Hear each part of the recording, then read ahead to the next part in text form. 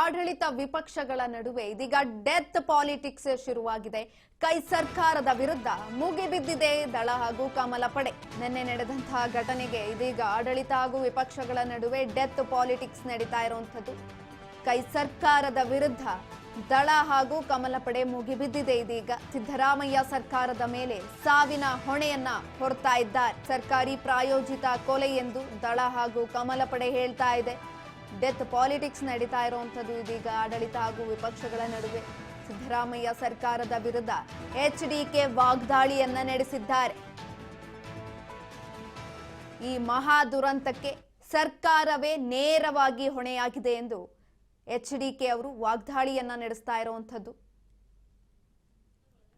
ಎರಡೂ ಪಕ್ಷವೂ ಕೂಡ ಇದೀಗ ಎಲ್ಲವೂ ಕೂಡ ದಳ ಹಾಗೂ ಕಮಲ ಪಕ್ಷಗಳು ಕೈ ಸರ್ಕಾರದ ವಿರುದ್ಧ ಮುಗಿಬಿದ್ದಿದ್ದಾರೆ. ಈ ಮಹಾ ದುರಂತಕ್ಕೆ ನೇರವಾಗಿ ಸರ್ಕಾರವೇ ಹೊಣೆ. ಎಚ್ಡಿಕೆ ವಾಗ್ದಾಳಿಯನ್ನ ನಡೆಸ್ತಾ ಇದ್ದಾರೆ ಸರ್ಕಾರ ಹಾಗೂ ಸಿದ್ದರಾಮಯ್ಯನವರ ವಿರುದ್ಧ.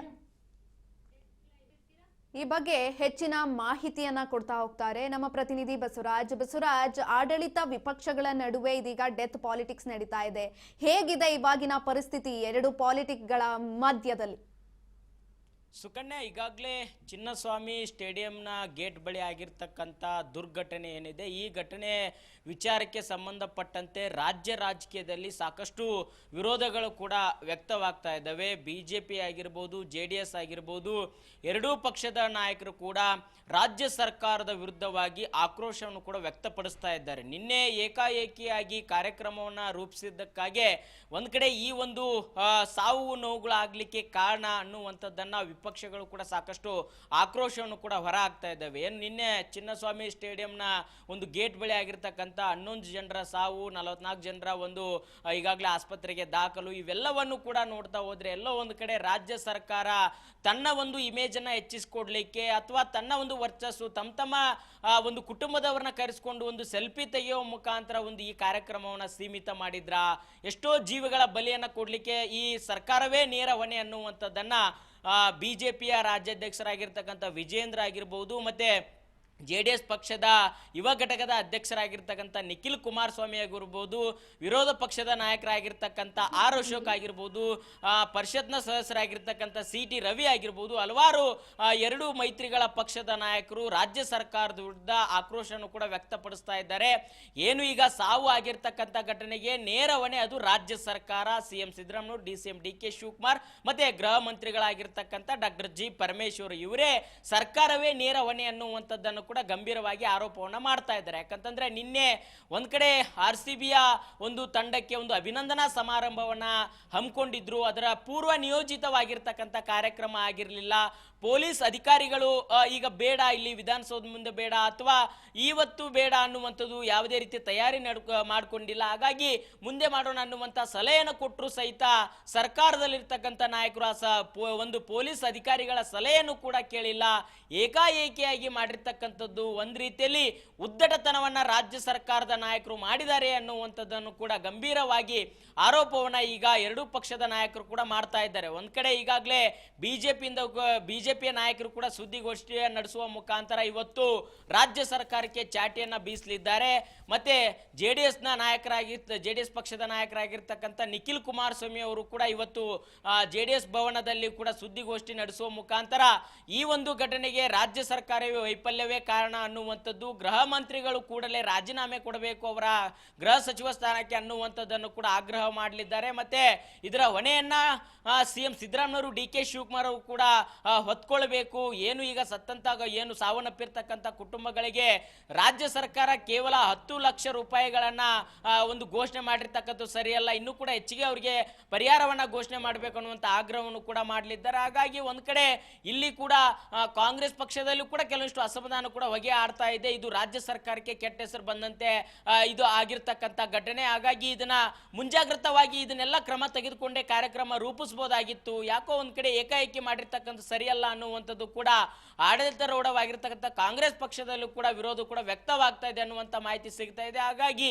ಈ ಒಂದು ಸಾವಿನಲ್ಲಿಯೂ ಕೂಡ ರಾಜಕೀಯವಾಗಿರ್ತಕ್ಕಂಥ ಆರೋಪ ಪ್ರತ್ಯಾರೋಪಗಳನ್ನ ರಾಜ್ಯದಲ್ಲಿ ಈಗ ಮಾಡ್ತಾ ಇದ್ದಾರೆ. ಒಂದ್ ಕಡೆ ವಿಪಕ್ಷದವರು ಆಕ್ರೋಶನ ವ್ಯಕ್ತಪಡಿಸ್ತಾ ಇದ್ದಾರೆ, ಮತ್ತೆ ಆಡಳಿತಾರೂಢ ಪಕ್ಷದಲ್ಲಿ ಇರ್ತಕ್ಕಂಥ ನಾಯಕರು ಇಲ್ಲ ಅದು ಅಚಾನಕ್ ಆಗಿರ್ತಕ್ಕಂಥ ಘಟನೆ, ಲೋಪದೋಷಗಳಾಗಿದ್ರೆ ಅದನ್ನ ಸರಿಪಡಿಸ್ತೀವಿ, ಅಧಿಕಾರಿಗಳ ಮೇಲೆ ಕ್ರಮ ಕೈಗೊಳ್ತೀವಿ, ಹೀಗೆ ಒಂದಿಷ್ಟು ಉಡಾಪೆಯ ಉತ್ತರಗಳನ್ನ ಕೊಡುವ ಮುಖಾಂತರ ಅದನ್ನ ಸಮರ್ಥನೆ ಮಾಡಿಕೊಳ್ಳುವಂತ ಒಂದಿಷ್ಟು ಕಾರ್ಯಕ್ಕೂ ಕೂಡ ಆಡಳಿತಾರೂಢ ಪಕ್ಷದ ನಾಯಕರು ಮುಂದಾಗ್ತಾ ಇದ್ದಾರೆ. ಹಾಗಾಗಿ ಸಾವಿನಲ್ಲೂ ಕೂಡ ಒಂದಿಷ್ಟು ರಾಜಕೀಯವಾಗಿರ್ತಕ್ಕಂಥ ಚರ್ಚೆಗಳು ಕೂಡ ಇದೀಗ ಶುರುವಾಗಿವೆ. ಸುಕನ್ಯಾ, ಬಸವರಾಜ್, ಏನಂದ್ರೆ ಇವಾಗ ಆಕ್ಚುಲಿ ಅಲ್ಲಿ ವಿಧಾನಸೌಧದಲ್ಲೂ ಕೂಡ ಸನ್ಮಾನ ಮಾಡ್ತಾ ಇದ್ರು, ಅದೇ ರೀತಿಯಾಗಿ ಸ್ಟೇಡಿಯಂನಲ್ಲೂ ಕೂಡ ಸನ್ಮಾನನ ಏರ್ಪಡಿಸಿದ್ರು. ಎರಡೂ ಕಡೆ ಸನ್ಮಾನ ಮಾಡುವಂತ ಅವಶ್ಯಕತೆ ಏನಿತ್ತು? ಹಾಗಾಗಿ ಸಾಮಾನ್ಯವಾಗಿ ವಿಪಕ್ಷಗಳಷ್ಟೇ ಅಲ್ಲ, ಈ ಯಾರು ಮೃತಪಟ್ಟಿದ್ದಾರೆ ಅವರ ಪೋಷಕರು ಕೂಡ ನೇರವಾಗಿ ಸರ್ಕಾರವನ್ನ ಹೊಣೆ ಮಾಡ್ತಾ ಇದ್ದಾರೆ. ನಿಯೋಜನೆ ಮಾಡಬೇಕಿತ್ತು, ಸರಿಯಾಗಿ ಒಂದು ಕ್ರಮನ ತೆಗೆದುಕೊಳ್ಬೇಕಿತ್ತು ಅಂತ. ಇದ್ರ ಬಗ್ಗೆ ಏನ್ ಹೇಳ್ತೀರಾ? ಇದು ನೇರವಾಗಿ ಸರ್ಕಾರದ ಒಂದು ವೈಫಲ್ಯವ ಹಾಗಿದ್ರೆ? ಖಂಡಿತ ಸುಕನ್ಯಾ, ಒಂದ್ ಕಡೆ ಇಡೀ ರಾಜ್ಯಾದ್ಯಂತ ಅಲ್ಲ ರಾಷ್ಟ್ರಾದ್ಯಂತ ಕೂಡ ಈ ರಾಜ್ಯ ಸರ್ಕಾರ ಮಾಡಿರ್ತಕ್ಕಂಥ ಎಡವಟ್ಟನ್ನ ಸಾಕಷ್ಟು ವಿರೋಧನೂ ಕೂಡ ವ್ಯಕ್ತಪಡಿಸ್ತಾ ಇದ್ದಾರೆ. ಏಕಾಏಕಿಯಾಗಿ ಆ RCB ತಂಡದ ಆಟಗಾರರ ಒಂದು ಇಲ್ಲಿಗೆ ಬೆಂಗಳೂರಿಗೆ ಕರೆಸ್ಕೊಂಡು ಒಂದ್ ಕಡೆ ವಿಧಾನಸೌಧದಲ್ಲಿ ಒಂದು ಕಾರ್ಯಕ್ರಮ ಮಾಡ್ತಾರೆ. ಅದಾದ ಬಳಿಕ ಚಿನ್ನಸ್ವಾಮಿ ಸ್ಟೇಡಿಯಂನಲ್ಲೂ ಕೂಡ ಒಂದು ಕಾರ್ಯಕ್ರಮ ರೂಪಿಸ್ತಾರೆ. ರಾಜ್ಯ ಸರ್ಕಾರಕ್ಕೆ ಅವರು ಒಂದು ಮನವಿಯನ್ನ ಕೊಡ್ತಾರೆ, ಇಂಥ ಒಂದು ಕಾರ್ಯಕ್ರಮ ಮಾಡ್ತೀವಿ ಅನ್ನುವಂಥದ್ದನ್ನ. ಆದ್ರೆ ಸರ್ಕಾರ ಇದನ್ನ ನಿರ್ಧಾರ ತೆಗೆದುಕೊಳ್ಳುವಂತಹ ಸಂದರ್ಭದಲ್ಲಿ ಏನು ಅಗತ್ಯತೆ ಸಿದ್ಧತೆಗಳು ಬೇಕು? RCB ತಂಡದ ಆಟಗಾರರು, ಯಾಕಂತಂದ್ರೆ ಒಬ್ಬ ಕ್ರಿಕೆಟ್ ಪ್ಲೇಯರ್ ಬಂದ್ರೆ ಸಹಿತ ಸಾಕಷ್ಟು ಸಾಗರೋಪಾದಿಯಲ್ಲಿ ಜನಸಂಖ್ಯೆ ಸೇರ್ತಾರೆ. ಅಂತದ್ರಲ್ಲಿ ಇಡೀ RCB ತಂಡದ ಸದಸ್ಯರೇ ಬರ್ತಾರೆ ಅಂತಂದ್ರೆ ಎಷ್ಟೊಂದು ಜನಸಂಖ್ಯೆ ಸೇರ್ಬಹುದು ಅನ್ನುವಂತಹ ಅಂದಾಜು ಕೂಡ ಒಂದು ಪಕ್ಷದ ಸರ್ಕಾರದಲ್ಲಿ ಇರ್ತಕ್ಕಂಥ ನಾಯಕರಿಗೆ ಗೊತ್ತಾಗ್ಲಿಲ್ವೇನೋ ಅನ್ನುವಂಥದ್ದು ಕೂಡ ಸರ್ವೇ ಸಾಮಾನ್ಯವಾಗಿ ಪ್ರಶ್ನೆ ಮೂಡುತ್ತೆ. ಹಾಗಾಗಿ ಈಗ CM Siddaramaiah, DCM DK Shivakumar ಅವರು ಮತ್ತೆ ಗೃಹ ಸಚಿವರಾಗಿರ್ತಕ್ಕಂಥ ಡಾಕ್ಟರ್ G ಪರಮೇಶ್ವರ್ ಕೂಡ ಒಂದಿಷ್ಟು ಹಿರಿಯ ಪೊಲೀಸ್ ಅಧಿಕಾರಿಗಳ ಮಾತು ಕೇಳಬಹುದಾಗಿತ್ತು, ಅವ್ರ ಜೊತೆ ಚರ್ಚೆ ನಡೆಸಬಹುದಾಗಿತ್ತು. ಒಂದಿನ ಅಂತಂದ್ರೆ ಕೆಲವೊಂದು 2 ದಿನಗಳ ಕಾಲ ಒಂದು ಅವಧಿಯನ್ನ ತೆಗೆದುಕೊಂಡು ಅದಕ್ಕೆ ಬೇಕಾದಂತ ಸಿದ್ಧತೆಗಳು, ಅದನ್ನ ಟ್ರಾಫಿಕ್ ಡೈವರ್ಟ್ ಮಾಡೋದಾಗಿರ್ಬೋದು, ಜನರನ್ನ ಯಾವ ರೀತಿ ಸೇರಿಸಬೇಕು, ಅವ್ರಿಗೆ ಯಾವ ರೀತಿ ಅನುಮತಿ ಕೊಡಬೇಕು, ಎಲ್ಲರೂ ಕೂಡ ನೋಡುವಂತ ಅವಕಾಶ ಮಾಡಬೇಕು, ವಿಧಾನಸೌಧದ ಮುಂದೆ ಮಾಡಬೇಕಾ ಅಥವಾ ಚಿನ್ನಸ್ವಾಮಿ ಸ್ಟೇಡಿಯಂನಲ್ಲಿ ಮಾಡಬೇಕಾ, ಎಲ್ಲಿ ಮಾಡಬೇಕು ಅನ್ನುವಂಥದ್ದು ಒಂದು ನಿಯೋಜಿತವಾಗಿರ್ತಕ್ಕಂಥ ಸಭೆಯನ್ನು ನಡೆಸಿ ಎಲ್ಲ ಸಿದ್ಧತೆಯನ್ನ ಪರಿಗಣಿಸಿ ಅದನ್ನೆಲ್ಲ ಕೂಡ ಕ್ರಮ ಕೈಗೊಂಡು ಆದ ಬಳಿಕ ಒಂದು ಕಾರ್ಯಕ್ರಮ ರೂಪಿಸಬಹುದಾಗಿತ್ತು. ಆದ್ರೆ ಏಕಾಏಕಿಯಾಗಿ ಅಲ್ಲಿ ಕಪ್ ಗೆಲ್ತಾರೆ, ಮಾರನೇ ದಿನನೇ ಒಂದು ದೊಡ್ಡ ಮಟ್ಟದ ಕಾರ್ಯಕ್ರಮ ಮಾಡ್ತೀವಿ ಅನ್ನುವಂಥದ್ದು ಯಾವುದೇ ರೀತಿ ಸಿದ್ಧತೆ ಇಲ್ಲ. ಮಧ್ಯಾಹ್ನವೇ ವಿಧಾನಸೌಧದ ಬೃಹತ್ ಮೆಟ್ಟಿಲ ಮೇಲೆ ವೇದಿಕೆ ಸಿದ್ಧಗೊಳಿಸಿದ್ದಾರೆ. ಆದ್ರೆ ಪೊಲೀಸ್ ಅಧಿಕಾರಿಗಳು ಯಾವುದೇ ರೀತಿ ಸಿದ್ಧತೆ ಮಾಡ್ಕೊಂಡಿಲ್ಲ, ಪೊಲೀಸರನ್ನ ನಿಯೋಜನೆ ಮಾಡಿಲ್ಲ, ಬ್ಯಾರಿಕೇಡ್ ಅಳವಡಿಕೆ ಮಾಡಿಲ್ಲ, ಯಾವ್ಯಾವ ಕಡೆ ಜನರನ್ನ ಹೋಗ್ಬೇಕು, ಏನು ಇಷ್ಟೊಂದು ಜನಸಂಖ್ಯೆ ಸೇರಿದ್ರೆ ಯಾವ ರೀತಿ ಕ್ರಮ ಕೈಗೊಳ್ಳಬೇಕು ಅನ್ನುವಂಥದ್ದು ಯಾವುದೇ ರೀತಿ ಕೂಡ ಪೂರ್ವ ನಿಯೋಜಿತ ಕಾರ್ಯಕ್ರಮ ರೂಪಿಸೇ ಇಲ್ಲ. ಹಾಗಾಗಿ ಇದು ದೊಡ್ಡ ಮಟ್ಟಿಗೆ ಈ ಒಂದು ಘಟನೆ ಆಗ್ಲಿಕ್ಕೆ ಕಾರಣ ಅನ್ನುವಂಥದ್ದು ಜನಸಾಮಾನ್ಯರ ಆಕ್ರೋಶವಾಗಿದೆ. ಹಾಗಾಗಿ ಈ ಸಾವಿಗೆ ನೇರವಾಗಿ ರಾಜ್ಯ ಸರ್ಕಾರವೇ ಕಾರಣ. ಯಾವುದೇ ರೀತಿ ಪೊಲೀಸ್ ಅಧಿಕಾರಿಗಳನ್ನ ವರ್ಗಾವಣೆ ಮಾಡೋದಾಗಿರ್ಬೋದು, ಅವ್ರನ್ನ ಕಿತ್ತೆಸೆಯೋದಾಗಿರ್ಬೋದು, ಇದು ಯಾವುದು ಕೂಡ ಅಲ್ಲ. ನೇರವಾಗಿ ಗೃಹ ಸಚಿವರಾಗಿರ್ತಕ್ಕಂಥ ಡಾಕ್ಟರ್ G ಪರಮೇಶ್ವರ್ ಅವರ ಒಂದು ಸ್ಥಾನಕ್ಕೆ ರಾಜೀನಾಮೆ ಕೊಡಬೇಕು ಅನ್ನುವಂತ ಆಗ್ರಹ ಕೂಡ ಕೇಳಿ ಬರ್ತಾ ಇದೆ.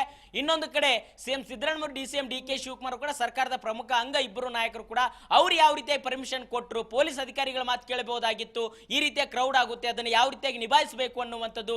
ಚಿನ್ನಸ್ವಾಮಿ ಸ್ಟೇಡಿಯಂನಲ್ಲಿ ಕೇವಲ ಒಂದು 35,000 ಜನಸಂಖ್ಯೆ ಸೇರಿಸಿಕೊಳ್ಳುವಂತ ಅದಕ್ಕೆ ಒಂದು ಕ್ಯಾಪಾಸಿಟಿ ಇರತಕ್ಕಂಥದ್ದು. ಆದ್ರೆ ಅಲ್ಲಿ 1 ಲಕ್ಷಕ್ಕಿಂತ ಹೆಚ್ಚಿಗೆ ಜನರು ಬಂದಂತ ಸಂದರ್ಭದಲ್ಲಿ ಅಲ್ಲಿ ಏಕಾಏಕಿ ನೂಕುನುಗ್ಗಲು ಉಂಟಾಗಿದೆ, ಪೊಲೀಸ್ ಅಧಿಕಾರಿಗಳು ಕೈ ಮೀರಿದೆ, ಹೀಗಾಗಿ ಸಾವು ನೋವುಗಳಾಗಿದ್ದಾವೆ. ಹಾಗಾಗಿ ನೇರವಾಗಿ ರಾಜ್ಯ ಸರ್ಕಾರವೇ ಕಾರಣ ಅನ್ನುವಂಥದ್ದು ಆಕ್ರೋಶವನ್ನು ಕೂಡ ಜನಸಾಮಾನ್ಯರು ಸಾಕಷ್ಟು ಒಂದು ವ್ಯಕ್ತಪಡಿಸ್ತಾ ಇದ್ದಾರೆ. ಹಾಗಾಗಿ ಈಗ ಸರ್ಕಾರ ಅದಕ್ಕೆ ಪರಿಹಾರವನ್ನ ಕೊಟ್ಟಿದೆ. ಆದ್ರೆ ಇನ್ನು ಮುಂದಾದ್ರೂ ಈ ರೀತಿಯಾಗಿರ್ತಕ್ಕಂಥ ಘಟನೆ ಆಗ್ಲಾರ್ದಂತೆ ಮುನ್ನೆಚ್ಚರಿಕೆ ವಹಿಸಬೇಕು ಅನ್ನುವಂಥದ್ದು ಕೂಡ ಜನಸಾಮಾನ್ಯರ ಆಕ್ರೋಶ. ಇನ್ನೊಂದು ಕಡೆ ಈ ರಾಜಕಾರಣಿಗಳು ಕೂಡ ಕಾರ್ಯಕ್ರಮಕ್ಕೆ ಅವರ ಒಂದು ಕುಟುಂಬದವರಿಗೆ, ಅವರ ಒಂದು ಸದಸ್ಯರಿಗೆ ಮಾತ್ರ ಅದು ಸೀಮಿತವಾಯ್ತಾ, ಸೆಲ್ಫಿಗೋಸ್ಕರ ಆ ಕಾರ್ಯಕ್ರಮ ನಿಯೋಜನೆ ಮಾಡಿದ್ರ ಅನ್ನುವಂಥದ್ದು ಕೂಡ ಜನರು ಆಕ್ರೋಶ ವ್ಯಕ್ತಪಡಿಸ್ತಾ ಇದ್ದಾರೆ. ಸುಕನ್ಯಾ. ಓಕೆ ಬಸವರಾಜ್, ಹೆಚ್ಚಿನ ಮಾಹಿತಿಗಾಗಿ ಧನ್ಯವಾದಗಳು.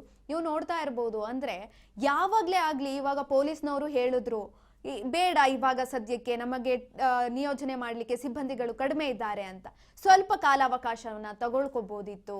ಅದಾದ ನಂತರ 2 ದಿನ ಆದ್ಮೇಲೆ ಈ ಸಂಭ್ರಮಾಚರಣೆ ಮಾಡಿದ್ರೆ ಏನು ಆಗ್ತಾ ಇರ್ಲಿಲ್ಲ, ಸರಿಯಾದ ರೀತಿಯಲ್ಲಿ ನಿಯೋಜನೆಯನ್ನ ಮಾಡಬಹುದಿತ್ತು. ಆವಾಗ ಈ ಅವಘಡ ಸ್ವಲ್ಪ ಮಟ್ಟಿಗೆ ಕಮ್ಮಿ ಆಗ್ತಾ ಇತ್ತು. ಯಾವ ರೀತಿಯಲ್ಲಿ ಕ್ರೌಡ್ನ ಕಂಟ್ರೋಲ್ ಮಾಡಬೇಕು ಎಲ್ಲವನ್ನೂ ಕೂಡ ಪರಿಸ್ಥಿತಿ ನೋಡಿಕೊಂಡು ನಿಯೋಜನೆ ಮಾಡಿ ತದನಂತರ ವಿಜಯೋತ್ಸವವನ್ನ ಆಚರಣೆ ಮಾಡಬಹುದಿತ್ತು. ಆದ್ರೆ ಎರಡೂ ಸರ್ಕಾರ, ಇವಾಗ ಏನು ಸಿದ್ದರಾಮಯ್ಯ ಸರ್ಕಾರ ಇದೆ, ಕೇವಲ ಸೆಲ್ಫಿಗೋಸ್ಕರ ಈ ಒಂದು ಸಂಭ್ರಮಾಚರಣೆಯನ್ನ ಮಾಡಿದ್ರ, ಈ ರೀತಿಯಾದಂತ ಎಲ್ಲಾ ಪ್ರಶ್ನೆಗಳು ಕೂಡ ಎಲ್ಲರಲ್ಲೂ ಕೂಡ ಕಾಡ್ತಾ ಇರುವಂತದ್ದು.